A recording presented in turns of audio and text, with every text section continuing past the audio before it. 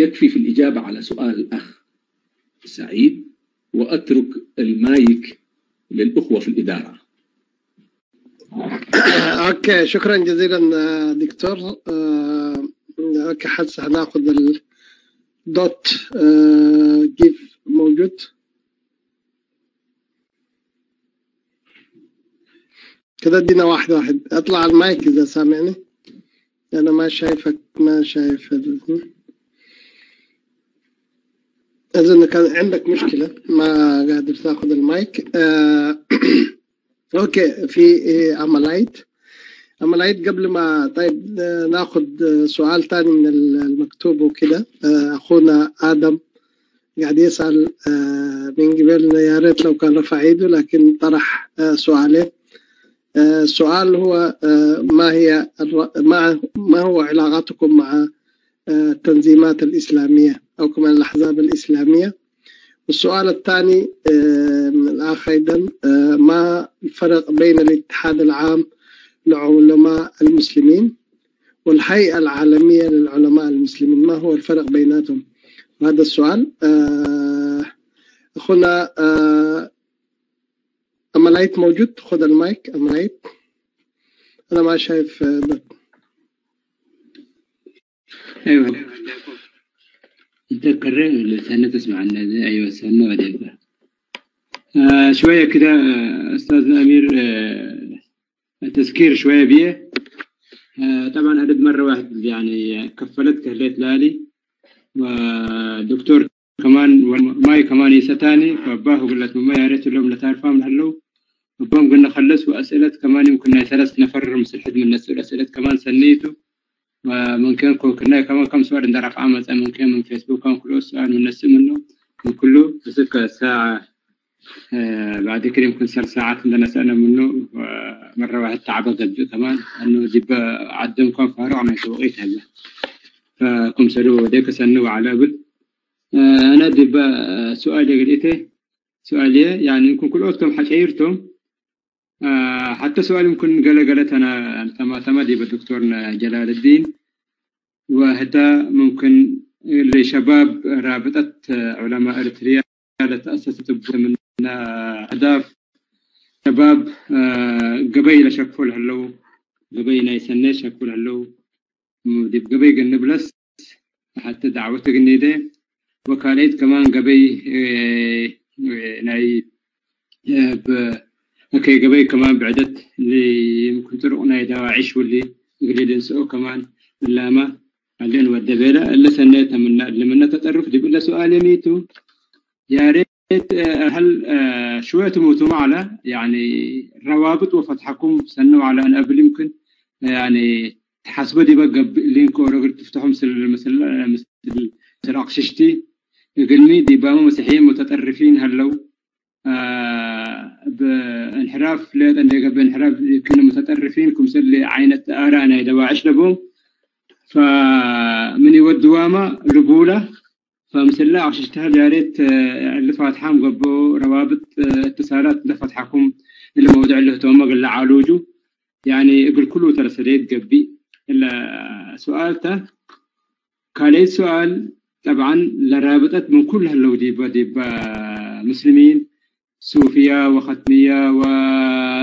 وسلفية وكل مجامع كل ما له ديبا هذا احنا ميتو ديبا عقيدة خلافات الله دائما في غير الصوفية وخاصة الصوفية وسلفيين إذا صح التعبير. خلافات ديبا عقيدتها إلا خلافات اللي وأمور تظاهرته نريه احنا ونسمعه اللي فاللي خلافات اللي كفوا تعالوا وجوته داخل قليل أو كمان ظاهر ما يعني حتى حاليا قدام قلت تقسم سر الخلافات دي بعقيدة لازم قلت تعالجها اللي تقولوا فكفوا تعالوا وجو قدروا إلا كل سؤال لن ومنه كمان يا ريت نقول لو كمان كل سؤال نسأله بس الحد أقول مع الدكتور. السلام عليكم. اوكي شكرا ملايت. ما اعرف شنو بالتفهيم منه حيسأل. ندي للدكتور يجاوب على الأسئلة ولا في اوكي مانديلا ياخذ المايك. انت مانديلا ورمضان كل اذا جمعتم مع بعض كان كويس. الدكتور يكتب يعني الدكتور يكتب يعني اوكي مانديلا وكلها كمان في سؤال كمان من اخ في نفس الوقت عشان نرد على الاسئله. على ما اعتقد هو عضو، لكن هل دكتور حسن سلمان عضو في الرابطه؟ في سؤال ومانديلا خذ المايك. شكرا امير. شكرا امير. انما بتقرأي قلت حقيقة انا برلومن اولا اسفل توضيح قبر له برلومن دي كم سنه ادمين لبيري تحجروا لانه ريمان الوقت. انا سؤالنا تشميتو يمكن صراحه يعني فرديا ذاته من قال انا فقط فنبيله فرديا انا قال لي يعني رابطه العلماء دي بحتى لي يعني غرفات اللي هي غرفات في الجيراننا لحتى غرفات اصلا يعني كل مره صبت الاسلام زبط بزعبت حاجه دي حزين سمر الاولى انا قدام مجلس سي حزين الدبا دكتور دبا الى حد رجالنا يمكن اسبوع كامل نقاشات ودينا كان سبحان الله بيني حتى نفر مسلي قبوا على ولا الا زلت حاجه اللي جلال الدين اللي سمعكو كان كابا شويه اللي وضعه كازي ما حزي كنا التقرفت قد تمسع كفو نركبك كان قدر لسالنا لانه اهم حاجه لحولنا المسيحيين توم يعني قل امرو قل ودح قول لهم بديهم كان عيت لي تجي تلو قتل اب هيقدف اني والله سياسه وقل له اسلام وكستان قل فناتو للساعه وثبت له وخاصه حولنا مسيحيين كل قبل يقشوا له كراوية العلماء مسللة طبعا لنا إلى مسيحية الأرثوذكس دليت لك ندفلت يعني واضح ضد النظام كمسلقات والدمامة هذا ما زي ما قلنا الأجازيان حاكيت وضدهم بعد على هذا من الناس سياسة فقرنا بس نديق آما أنا لا من الناس سياسة عرفنا ما فاتيه اللي يكوني طبعا لانه النظام كلهم علماء سبتاتهم لهم مسل لهم اطشتي ناي ارثوذكس ندقاكم ناي بنت حنسب معناه لنا مسلم ندقاكم يني قلتي دولة قباكم برنامجات لا وميت علاقتكم ولا تجاوبي حزي كاستنا الى مدولة مكة وقفوا نركب كان قدر لا تقول شويه امير ما قال ساعدنا دي بس بنت امير تامر شكرا مايك فري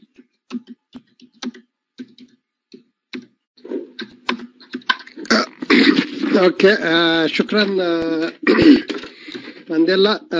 رمضان موجود. رمضان مايك نجمع عشان ما تكتر لك كتر الاسئله على الدكتور كمان ممكن. هذا مسموع؟ رمضان سامعني؟ انت مسموع. شكرا مانديلا. اوكي شكرا. حلف ولا يبيليك بس حلف. اوكي ندي للدكتور طيب قبل ما هنا يرد على تقريبا 4 اسئله تقريبا موجوده. دكتور مايك لك.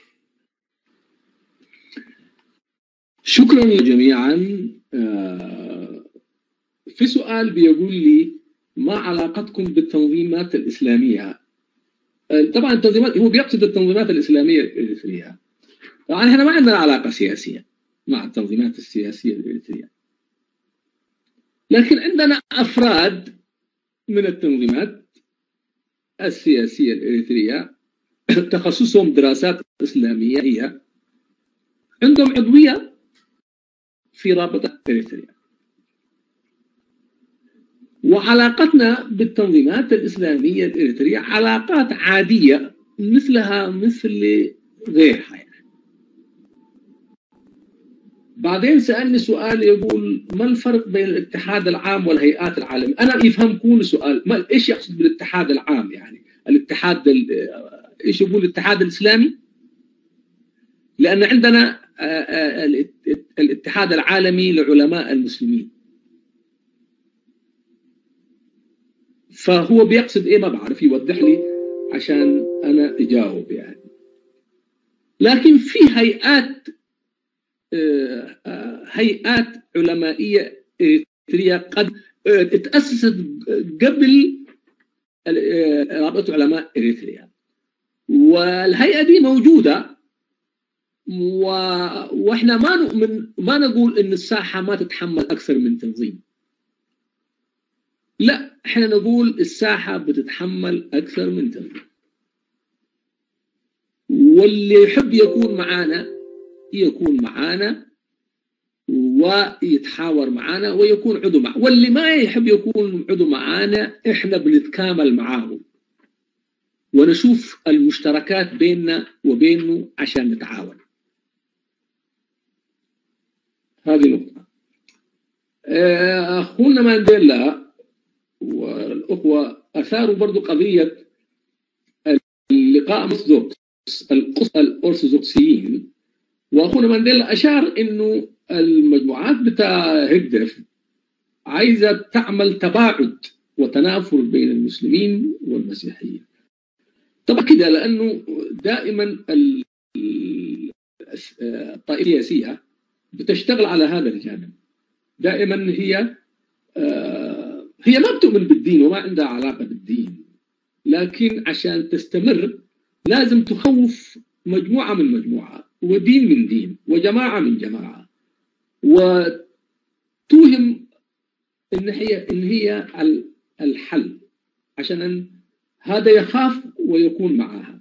فطبيعي المجموعة بتاع هيدف يعملوا ويخلقوا مشاكل ويثيروا الاتهامات، لكن احنا بالحوار المستمر وباللقاءات اللي مع الغرف اللي فيها المسيحيين بالذات نقدر نفهم شركائنا المسيحيين ان الكلام اللي قاعد يتقال ما هو صحيح، وانما هو كلام سياسي من أجل انتهازية سياسية. عشان كده أنا أتفق مع أخونا مانديلا في القضية دي مهمة. والرابطة أخونا محمد جمعة بن رشيد اشترك في حوارات مع بعض القساوسة والتقى معهم، وهذا المبدأ إن شاء الله الناس تتوسع فيه وتشتغل فيه بكثرة.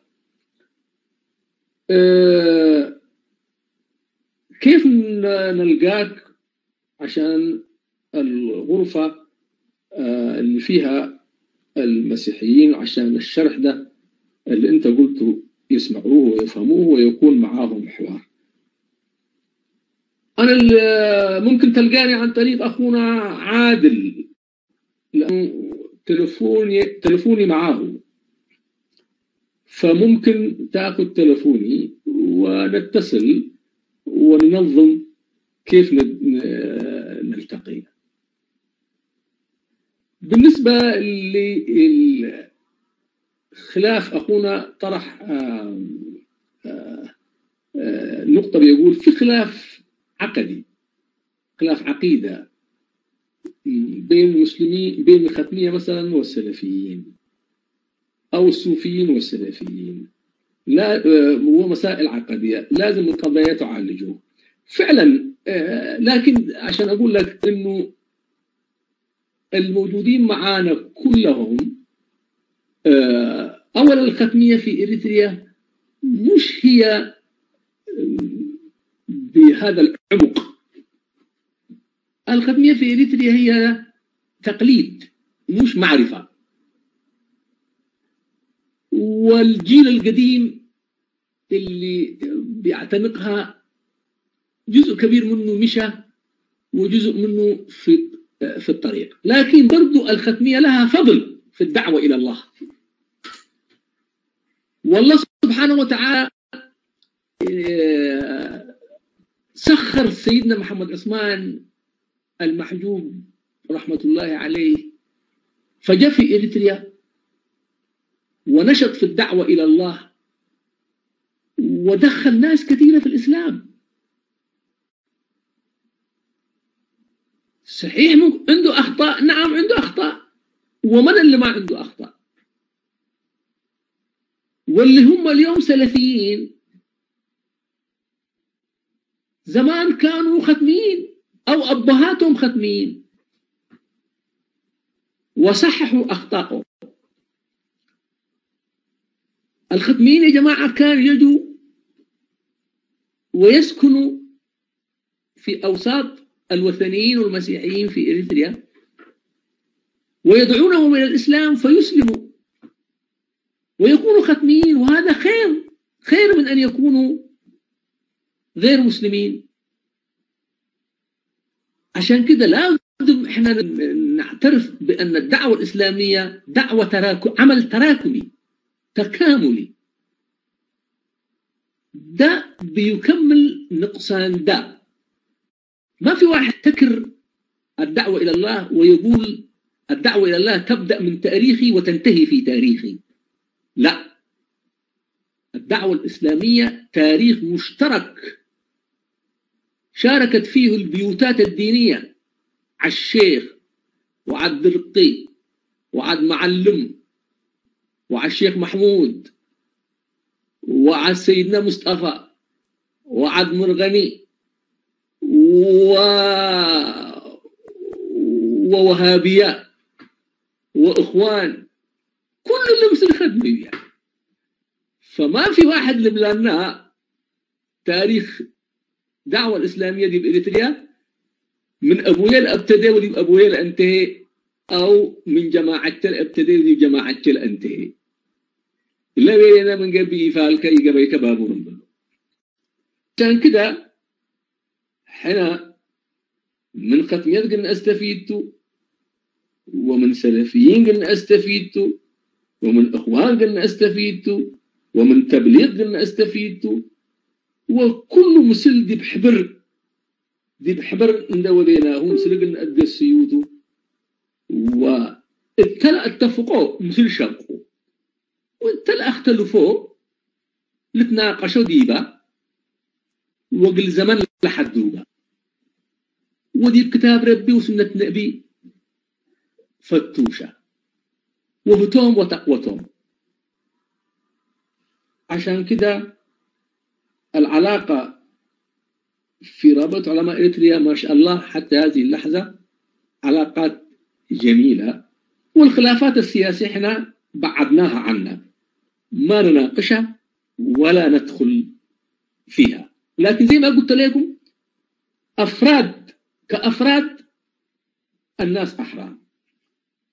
سؤال كالي عن حسن سلمان، على دكتور حسن سلمان من رابطته عبيتا، لا، دكتور حسن سلمان من رابطته عضو مجلس شوراته، لكن دكتور حسن سلمان يقول له مثل أمين رابطة علماء إريتريا يدبيني باتفاق أنا قسناته قلمي لأنه ميول سياسي بقى وتنظيم سياسي ديبوته، وإحنا بيننا تنظيم سياسي دي بتنظيم سياسي هلا رابطة علماء إريتريا يمرح قلمي دي بتنظيم سياسي دي تتحسب، لكن مسلها اللون يسهم فيما يتعلق في أمر الدعوة إلى الله سبحانه وتعالى بنقاط بدل ذكركم لكم تعليم الدين، الاهتمام بالداعية، الاهتمام بطالب العلم الشرعي والعلوم الأخرى وبحث المنح الدراسية لهم. إلا نقاط دي شارك مسنة وباللي نقول بيكون مثلني أديت الجواب الكافي، وشكرا.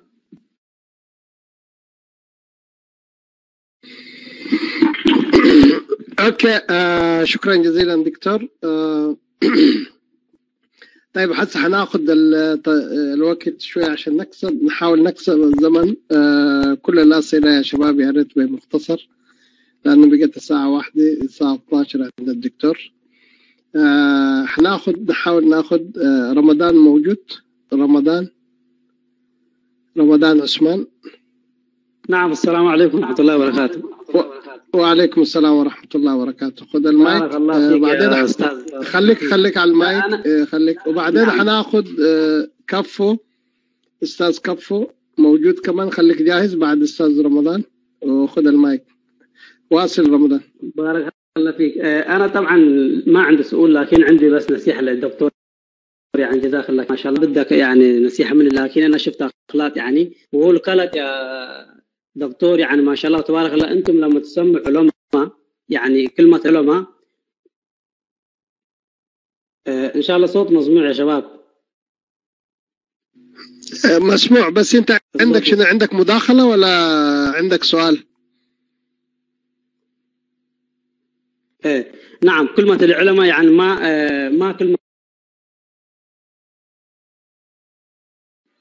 سوري معلش أمير، معلش أنا أقول لك حسب على كل نقطة. المال هنا أنا المال هنا بطل منك عليكم. سؤال لكم يا جماعة، نصيحة واللي مداخلة حارث اللي بتقييمنا إلى نسيته. سؤال لابو أسئلة. معلش أمير، معلش أرجع لمكانك. أمير ارفع النقطة من اسمك بنفسك. ما أعرف، معلش مرة ثانية أعتذر يا أمير يا جماعة.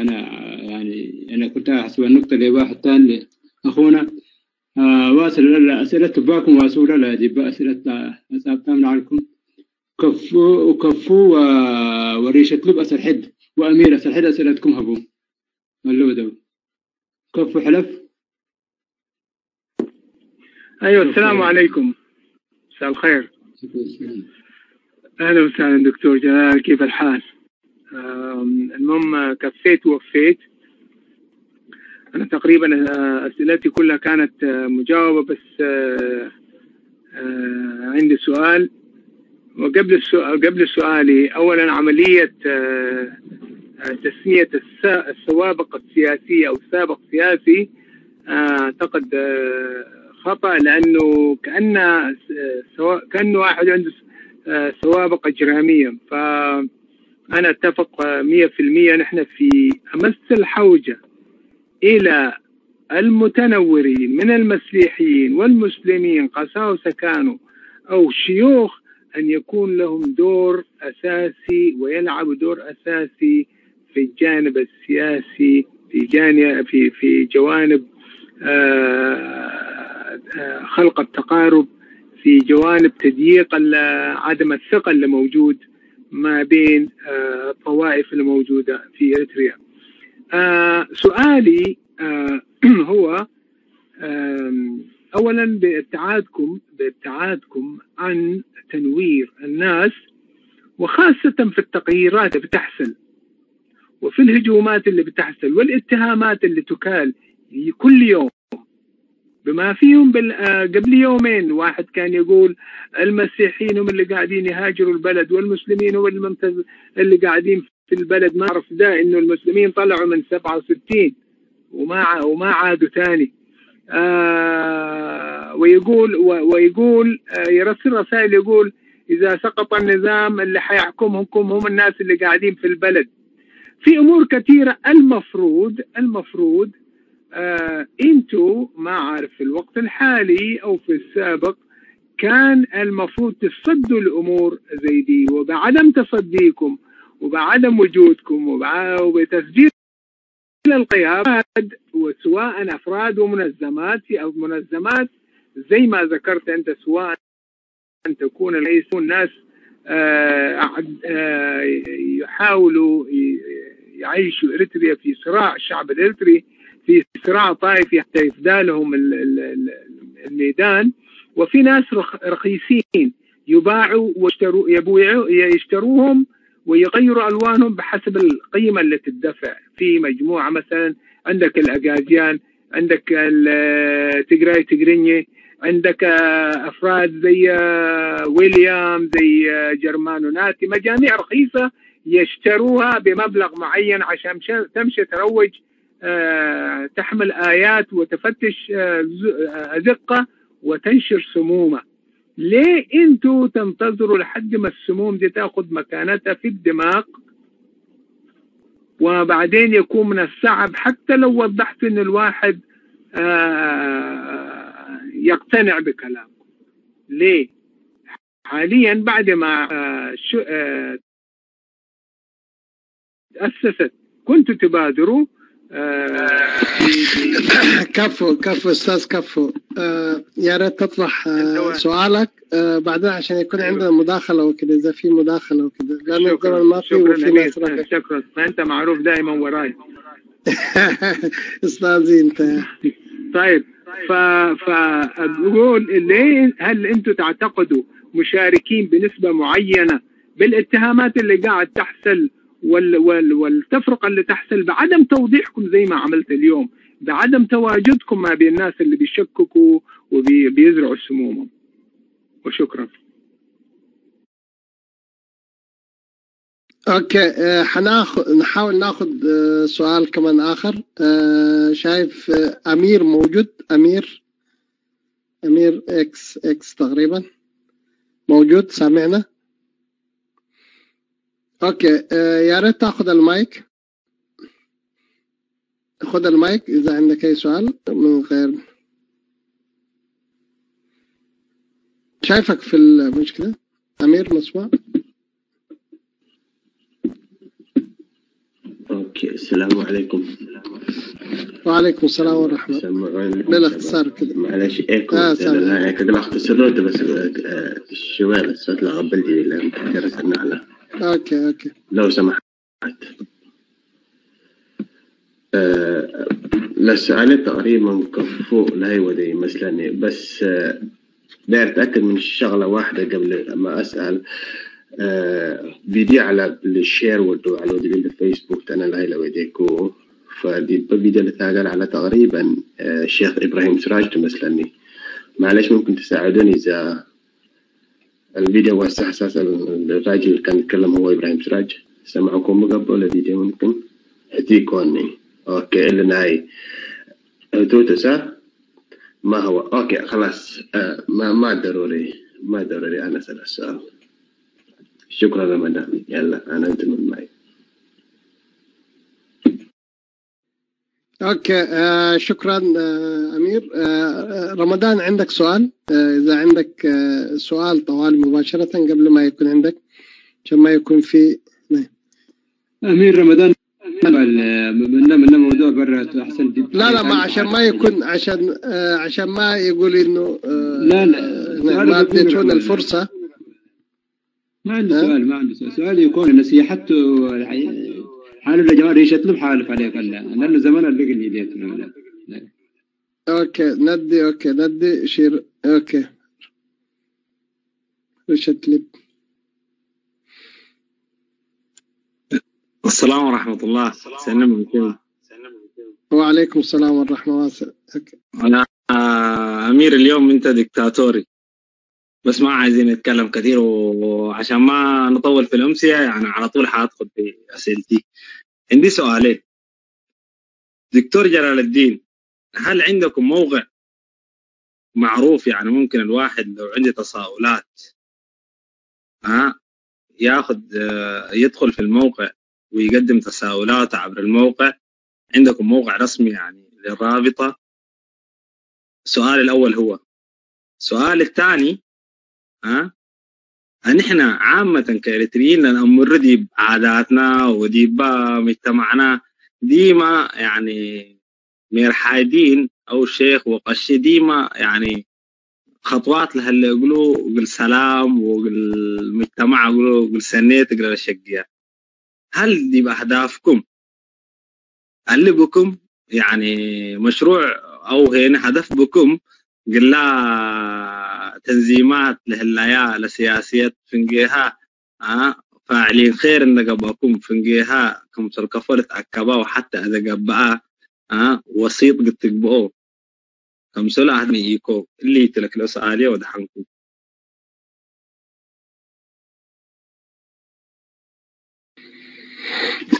اوكي شكرا جزيلا ريشات ليب. معلش انت المفروض ما نبقى عليك دكتاتور وكده. دكتور ان شاء الله جمعنا الاسئله.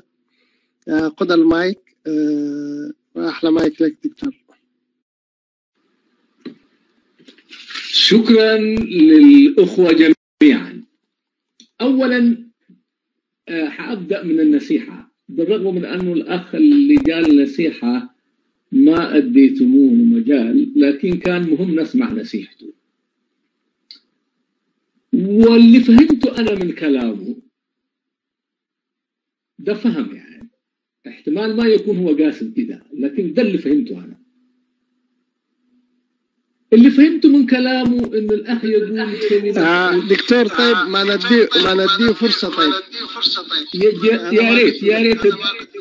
يا ريت تديه فرصة. اوكي، رمضان موجود؟ رمضان سامعنا؟ رمضان، استاذ رمضان موجود؟ خرج ولا موجود يا جماعة؟ انا ما شايفه. رمضان موجود؟ اوكي، خذ المايك رمضان، خذ المايك. رمضان عثمان، خذ المايك. قول موجود. اوكي رمضان، حاول تاخذ المايك. 1 2 3 4. ايوه موجود، انا شايفه. رمضان عشان ما يزعل مننا وكده ندي فرص رمضان موجود؟ رمضان عندك مشكلة زلنا. اوكي، ممكن بعدين ممكن يرجع. كيف نساعده طيب ام ريتال؟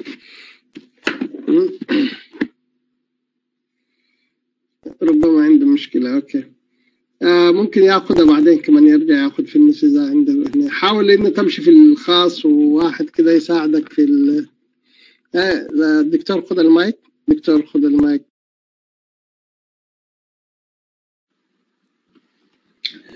على كل أنا حأبدأ من النصيحة زي ما فهمتها. اللي فهمته من الأخ في نصيحته الأخ رمضان كأنه يقول لنا إنه كلمة علماء كلمة كبيرة، يا ريت ما تسموها وما تطلقوا على نفسكم كلمة علماء، تشوفوا لكم كلمة ثانية مناسبة لحالكم ولوضعكم. ده اللي فهمته أنا. وعايز أقول لأخونا رمضان، كلمة علماء كلمة واسعة وعريضة،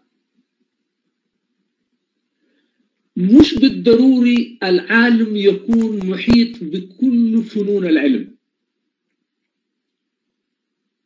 في الشريعة الإسلامية،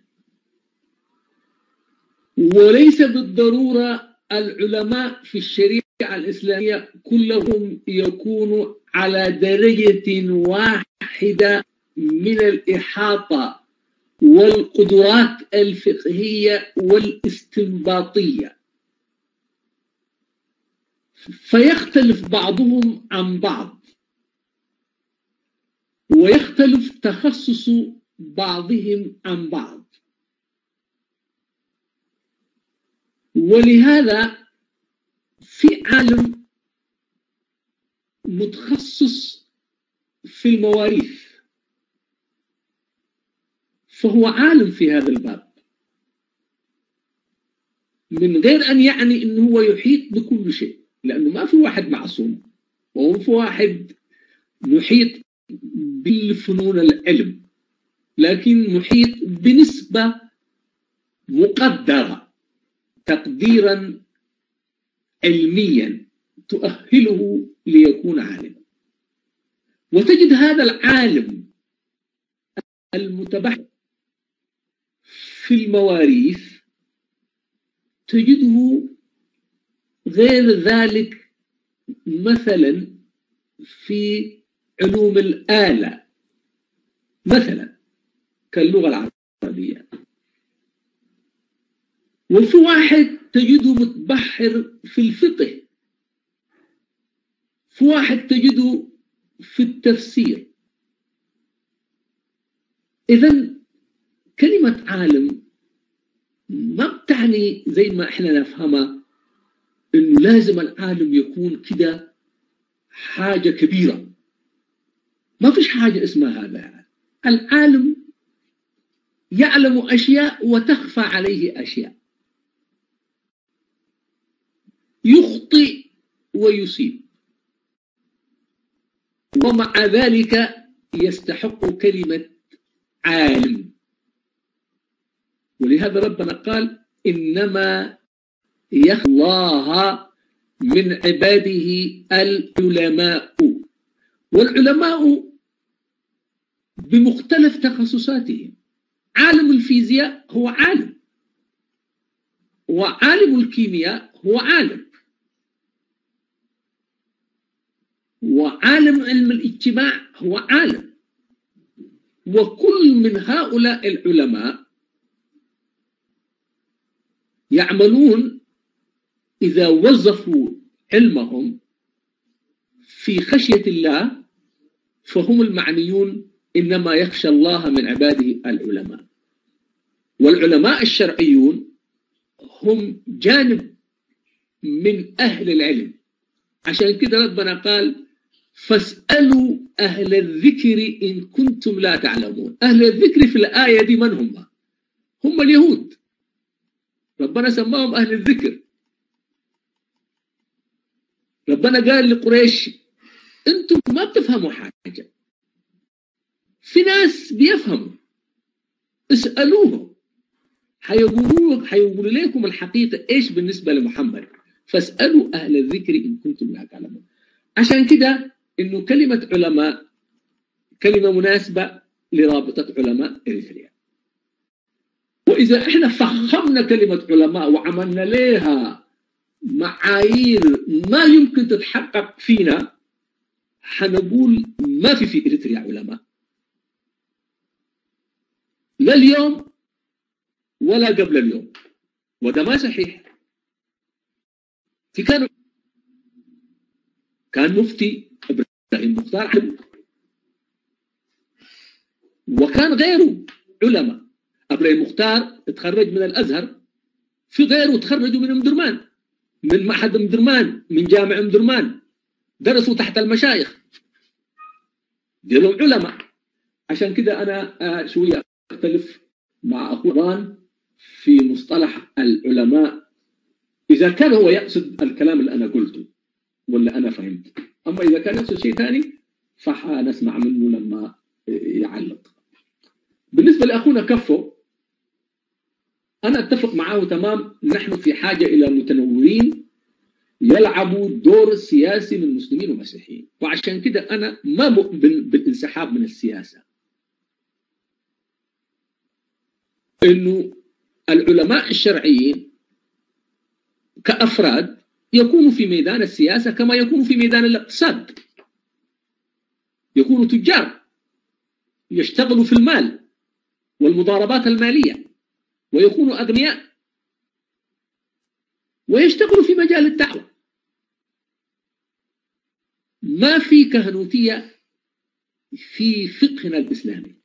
لكن نحن لما قلنا رابطة علماء ما تتدخل في عمل سياسي باعتبار شخصيتها القانونية الاعتبارية، لأن ما عايزة تتفرقق في قضايا سياسية، لأن السياسة دائما تنبني على المصالح وعلى الظنيات وليس الحقائق.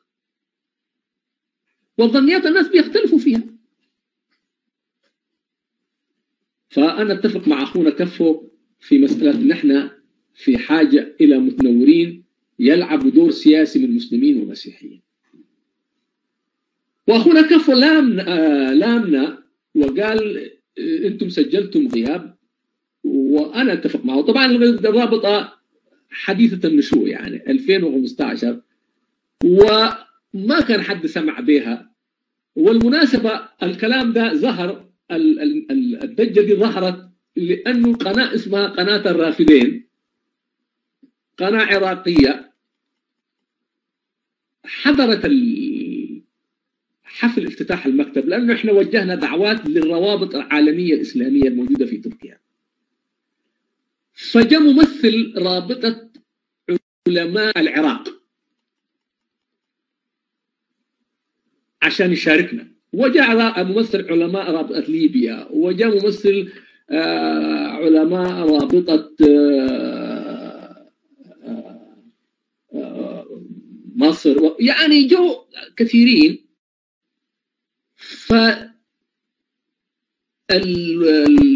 البعثة الإعلامية أو الوفد الإعلامي مع رئيس رابطة العلماء عشان يسجل مداخلة عضو رابطة علماء العراق، لأنه جاي يمثل رابطة علماء العراق. فلما جو وأنا شفتهم سألت أخونا الشيخ برهان الأمين العام في وسائل الإعلام أنتم دعيتموها عشان تنقل وقائع الحفل؟ قال لا ما دعونا. فقلت له إيش الجماعة اللي جايين هنا؟ قال إذن لازم نقول لهم ما تصوروا. فهم صوروا وبعدين أخذوا تسريح مني وأخذوا تسريح من دكتور حسن سلمان واتنشر الموضوع.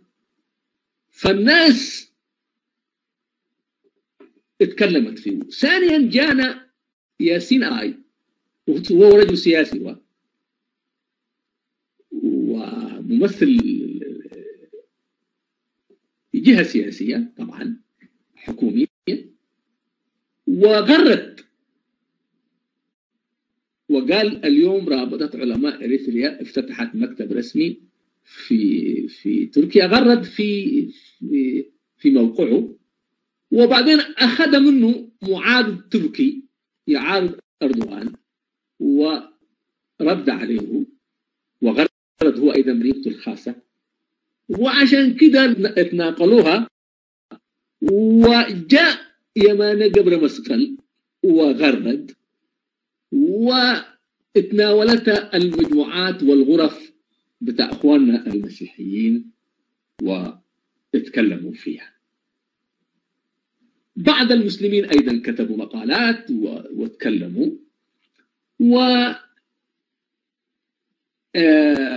نحن اليوم جينا في الغرفة وانتم مشكورين اللي طلبتم ان يكون هذا اللقاء، وفعلا احنا سجلنا غياب لانه في البداية كنا مشغولين بتأسيس الرابطة وتثبيتها وتسجيلها يعني، فعشان كده ده أخذ مننا جهد كبير يعني. أخونا آخر بيسأل هل عندكم موقع؟ أيوة نعم عندنا موقع، وموقعنا الآن قاعد يشتغل وممكن تدخل فيه، ولو كتبت في النت موقع رابطة علماء إريتريا حيخرج لك. وسيط بين التنظيمات السياسية، لا دي ما شغلتنا. احنا دي ما شغلتنا على الأقل في اللحظة دي. احنا زي ما قلنا لكم شغلتنا تتلخص تعليم الناس أمور دينهم بالكتاب المقروء والفتوى المنقولة والدعوة المباشرة، الاهتمام بالداعية، مصاريفه، مرتبه، شغله، توفير ما يعين على الدعوة. ثالث الطالب كيف نوفر له منحة دراسية في مجال تخصص من خلال علاقتنا بالجامعات وبالهيئات المانحة وحسب قدراتنا. دي هي وإحياء أوقاف المسلمين، الأوقاف إن شاء الله لو ربنا مكن تكون أوقاف للمسلمين يبنوا منها مدارسهم وجامعاتهم ويتعلموا. دي هي اختصاصات. أما إذا ضيعنا وقتنا التنظيم ده اختلف مع التنظيم ده وجمع ده مع جمع ده وده كله حيأخذ مننا وقت وما نقدر فيه. والتنظيمات دي ربنا يعينا ما حتكون يد واحد، وإذا كانت يد واحد دي اللي نتمناه، لكن ما حتكون يد واحد. كل يوم هي تخرج بشكل آخر. دي اللي أقوله، وشكرا لكم، وأترك المايك للأخوة في الإدارة.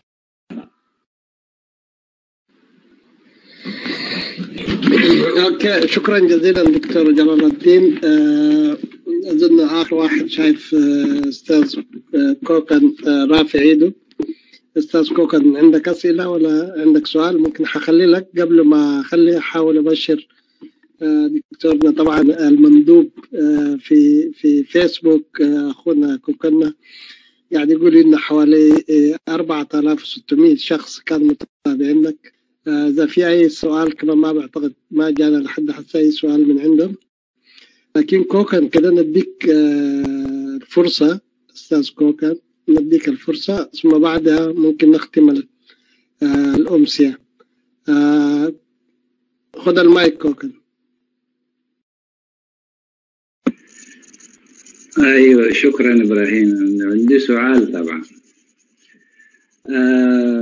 أولا أنا طبعا ما كنت محظوظ اليوم لأنه ما حضرت الندوة من بدايتها، وكل ما كنت تقول أنه السؤال نختصره، طبعا أنا أسئلة كنت أفهم ما دار، فبالتالي يا ريت إذا في أسئلة كثيرة كمان. طبعا أنا يعني اليوم دكتور جلال أسلج صدري عندما قال أنه في إريتريا أنه الدولة حتكون محايدة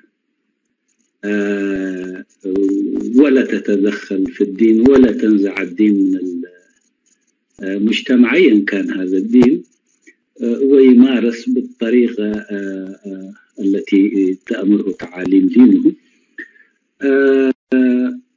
يعني هذه الدولة إذن قطعا هي محتاجة للدين، والدين طبعا الناس اللي الممثلين او اللي يلعبوا فيهم العلماء، فبالتالي عشان يخرجوا لها المواطنين صالحين مستقيمين محتاجة للدين.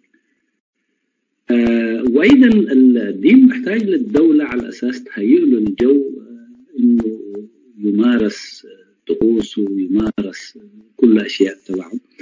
فبالتالي اللعيبة تبع قدم برضه هم اعتقد التنظيمات السياسية. فسؤالي هنا، هل يعني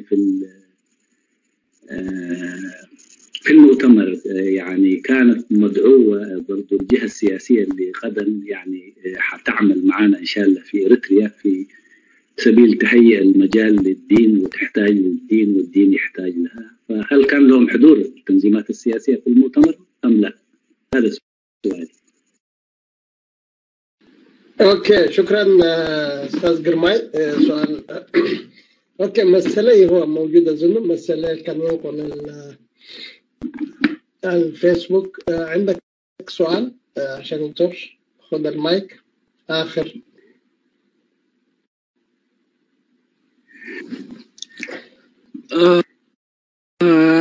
سؤال للدكتور صلاح الدين، جزاك الله خير يوم الفرصة حقنا نسأل جلال الدين قصدي. ف يوم احنا سياسة دين اتيني واحنا انتنا وقلنا ادرس ونعلم وشعبنا بالليك، لكن يوم الشعب اريتريا دي بحاجة ما استحادات اللي قبل قدام ميت اللي يومتي أروح تعبى ولا دين تعبى ولا تعليم تعبى قدام ميت اللي يوم قدام قاعد يلعب الحزل قدام كل خنا ترجع أملي صرنا أوروبا صرنا خليجنا برلا إقلمية مسلمين يتتفقوني وحقوقنا بيطالبوا قلناني عدنا قلنا قبل يوم إحنا أكثر من تعليم دين مشكلة يربون نتعلموا له سواء من إريتريا تعلموا أو من أي واحد تعلموا. يوم شعب إريتريا سياسة يوم تقول محنا اللينا ديالا للأفاقرنا حزلين سواء كان إسلامي ولا علماني. يوم الأفاقرنا حزلين فأنتم كل نظام إجرام من دود إحنا سياسة دين التاني ونظام يقول لي ودين بركم كنظام واصل دي ملولون أنتم قامهوتو يقبلني. فسياستكم ممكن سياسة الدين فقط جيتوا دوا قد تشاركوا دي بكالي ومسلمين بصفة عامة نتفق وحقوقنا أبوك النطارب. يوم إحنا والله العظيم من تعليم الأكي هلا ديبنا جهد جنوب النودة وديبنا قدام ناس للتهدلة قدام رترا فقرام سليمان فقرة خاصة تتعيسي وورقتنا كلتم إتاوي تخفيلك قد كان سلي تعقبل ودوك يتأمنك التعقبل لكن تتعقبل ورقاتها عملات والو كان كرو لكن انت اساسا كاسلامايت في حاجه اللي كان يبل سوكاني لانهم من عدل في بركات لبرنامج اللي اقوله فنحن قلنا مشروع اللي اضطر وددنا له حقوقنا وقلنا طالب بدل بان فقط التعليم قد تختفوا انا اللي وديان ولا برنامج هو يكون لك جذبنا يكون احنا كمسلمين وكشباب كنائش اللي انا يجذبنا يعني وفساد الوضع يكون قلنا. اوكي شكرا جزيلا مسالي وشكرا جزيلا قرماي دكتور جلال الدين سمعت المداخلة الأخ وسؤال دكتور أستاذنا كوكن من بعدها يا شباب ممكن حنردنا إلى أنه بعد المداخلة الأخيرة إذا ممكن شيخنا العنسباوي إذا عنده مداخلة حنديه الفرصة ثم بعدها حنختم الأمسية إذا في مداخلة إذا ضيف أو كمان ضيفنا إذا حب يستمع للمداخلات صحيح إذا في ممكن حنديه الحرية إن يكون معنا موجود معنا وكمان يكون في لنا أوكي شكرا أستاذنا. أوكي أستاذ دكتور مايك لك مايك فري.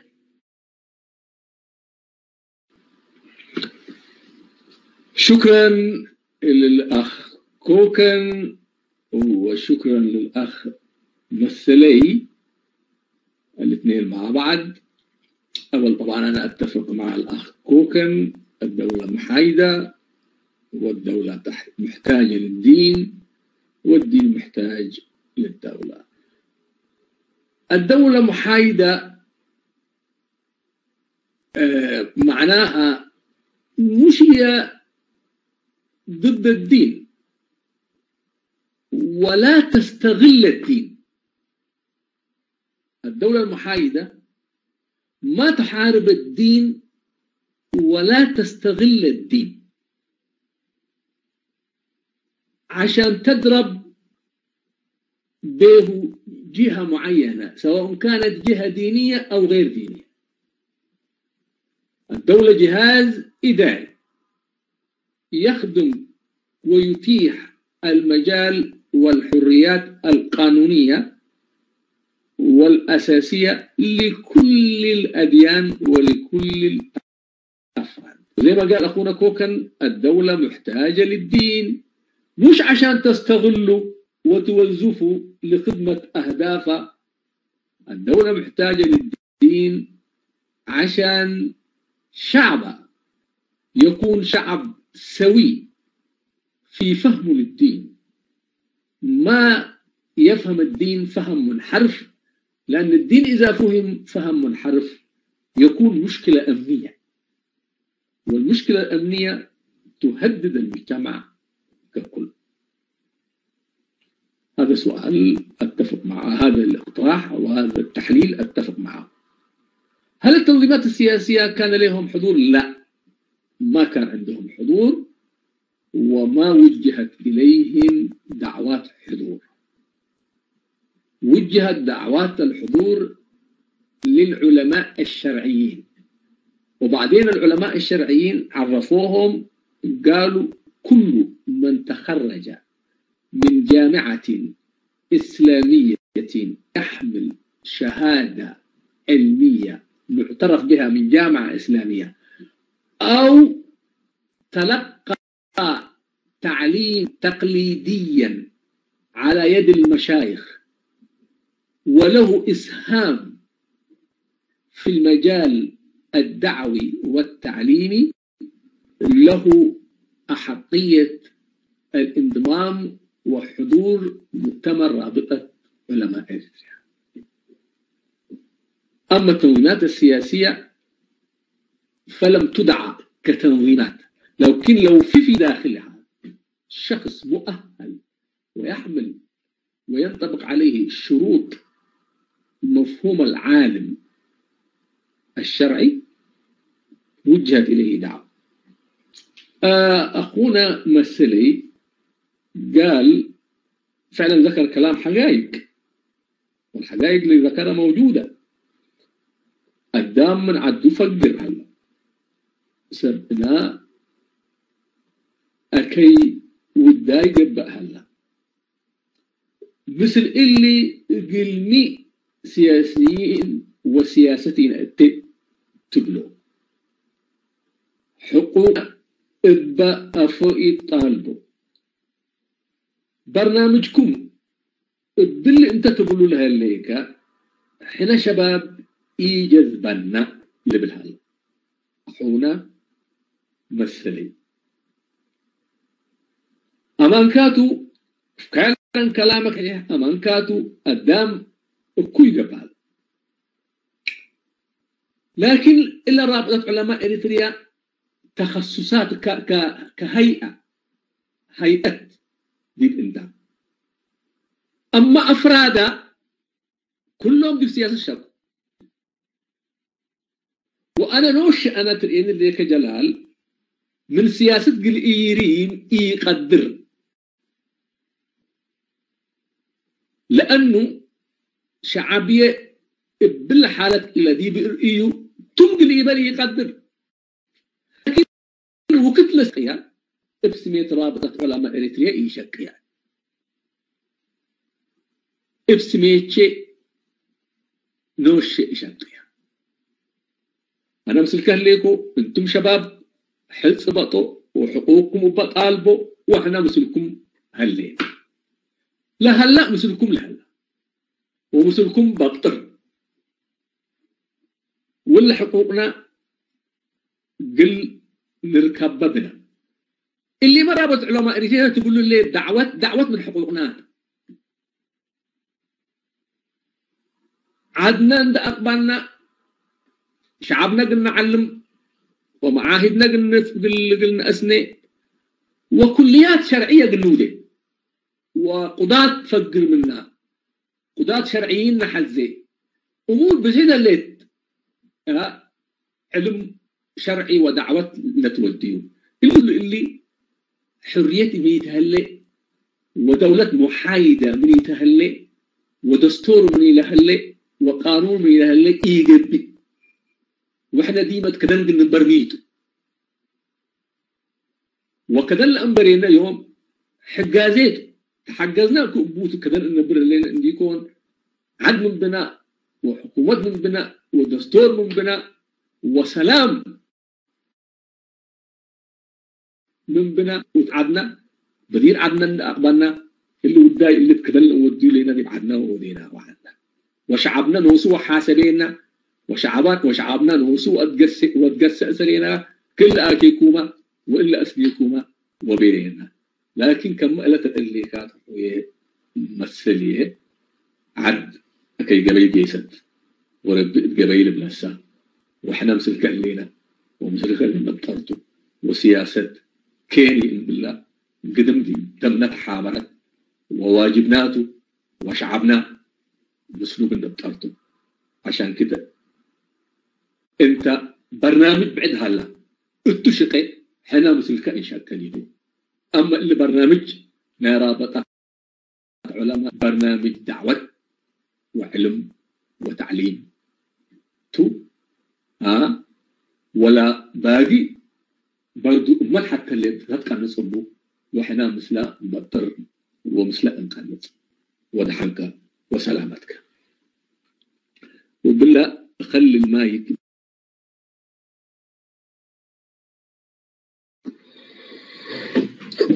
اوكي شكرا جزيلا دكتور، كفيت ووفيت.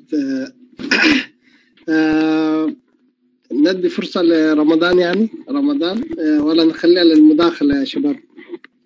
دكتور عندك نديه فرصة ولا لا؟ كده ادينا واحد. رمضان حاول اني يرجع ياخذ المايك. اوكي مسموع. اوكي خذ المايك. نسمع الشباب اثنين رافعين يدهم ثم بعدها ممكن نختم الأمسية. رمضان خذ المايك إذا صلى.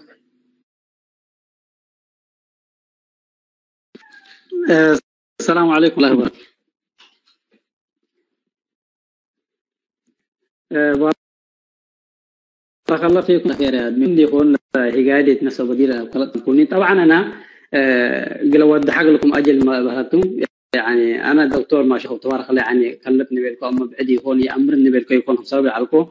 وطبعا أطلب فيديوهات لا أقول له مجموعاتنا الرابطة العلماء إريتريا لا قالوا في العروح كل الرد لها بوتهم كل فيديو شقيقه ما قدم كل قدامنا يعني اللجمة إحنا يعني علماء كلنا تحزنون الله وكنا قلنا النبي الكود هذا كود بيوتيوبنا إريتريا مسلم يوتيوب بتر أو قدر يعني رد لها بوديوب هلاتهم أقول لهم دافع هلاتهم أقول لهم دافع باللي قسنا يكون لكن شوية ما ندري هو الدكتورنا الفاضل يعني علماء بهالات يعني كم كلنا أمرنا بالشعبهم لعلموتهم فكنا سبت جوء يعني لازم واضح حق التعلم أنا بقوم لتبرس هذه الحالة حزة على الكل لكن كلهم حاولوا له كانت ملا يعني ثلاث حتى ملاحظات كل ملاحظات وحتى هي نسأل اللي الدكتور بهالاتو لكن لما لاحظت حتى قلنا سارة حاولنا لبيلاقي دكتور بهالاتو فوق قلنا سارة حاولنا قلنا والله مقدر لا شك مثل يعني قلنا مبر يعني وبصراحة اللي رب فتي يعني مثل حتى دولة سبت احنا مثل قلنا مبر كلنا نفتي طبعا يعني لكن حاولنا بلا بشنقنا دين حاولنا نريو مسارة حاولنا يكون تلكفوا يعني حاولنا قلنا والله مقدر دكتور كم مرة حاولنا تقول سمعكم كفارتو وقالت هايني دبنا سورتنا سورة الكهف لقرأ آيات يعني من شاء يكفر ومن شاء يؤمن يعني كفو الآيات واصل كان دكتور لو سمحت يعني الأداء القاتل اللي فهمان لأنه لا حذا لا كفر ولا حذا الأمان حق تبل الأداء قرأ فملاكين دبا آخر المهم تبل يعني الكفر هايني عذابكم هلا قولوا شرحت آيات يعني كالآيات أنت من شاء يكفر ومن شاء يؤمن يتحوط من أقولهم لحذا الأمان منكم لحذا الكفر حق تبل كم صريت مثلا الأداء يعني توضيح الآيات التوددية سنة على وجلب الحزق الدكتور الفاضل وقالت يعني اتفاق جميع العلماء يعني هل تحاول نرى الدين والسياسة فرق لبون قبله ويعني فرهر يا دكتور قبل السياسة يعني أقل من فرهر لنا السياسة يعني كم سنة مثلا كم شيخ من عتيمين رب الرحمن حاول نرى يعني الدين سياسته والدين هي وسياسة هي دين تربل يعني فرق بين السياسة والدين ما في لكن إيش هو السياسة بالتقبل السياسة الإسلامية يعني مثلا كذب قلنا أتت على لبنان ومن الكتاب والسنة برق اللي قرأ لابون يكون السياسة بدين الإسلام هي كلهم اتفاقنا على يعني سياسة يعني ودين حتى يتبل يعني كقلنا سياسة قلمتها هربوا من اللي يكون قليبا الحزق الدكتور الفاضل هل السياسة والدين فرق بتو ألبون اللي العلماء كما حاول نربها لاتو طبعا أي طريقة يعني الله رابطة العلماء يعني بسياسة تأتين حاول شوية لا يعني تفرهم من اللي يكون مسألة شيء كسياسة والدين حتى كمتن أمر يعني لكن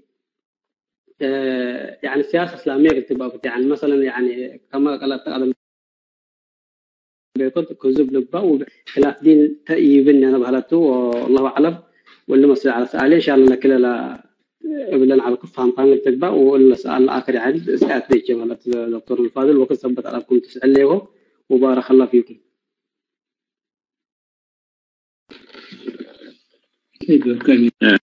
السلام عليكم.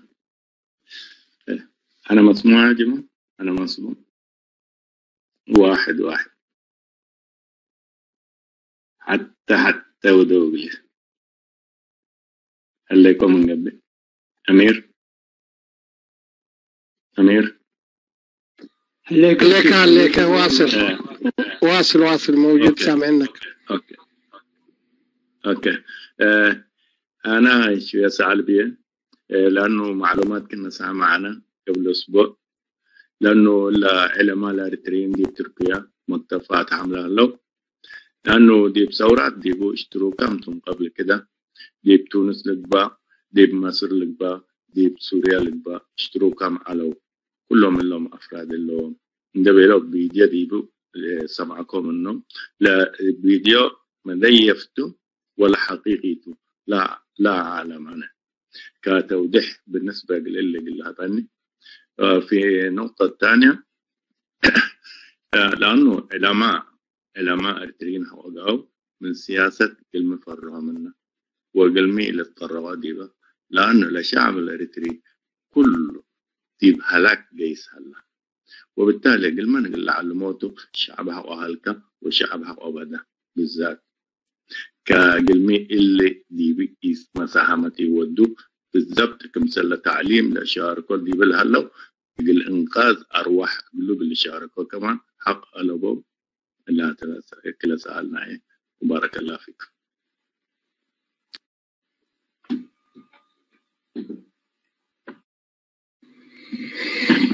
اوكي شكرا جزيلا دكتورنا. اخر سؤال طبعا اخذناه حسي ثم بعدها اذا في اي مداخله او كمان اي ممكن نص ساعه ربع ساعه حنحاول ندي فرصه اي واحد يقدر ياخذ، لكن اخر سؤال اخر مداخله لك دكتورنا ثم بعدها ممكن اذا حبيت تواصل معنا نخليك، اذا ما كده كمان نحاول نودع ضيفنا. لكن قبلها لكن عملية خد المايك تحاول انك انت تودع الضيف ثم بعدها ممكن يرد على السؤال والكلمة الأخيرة كمان نترك له يعني. عملية خد المايك عملية. خلاص يا بنت كام وضحت الرؤية إن شاء الله شيخنا. الأسئلة لا نوجهه طبعا لسؤالنا الشيخ كمان جوابه على لكن يمكن يسمعينك تتقمق له، وسؤالنا لحونا ومنه إن شاء الله يعني لحن ما يقني بلاكات آخر كلمة تهيبنا ولحن تتميح على إجازة بك إن شاء الله. تفضل دكتورنا. شكرا لكم كلكم. بالنسبة لسؤال أخونا رمضان يقول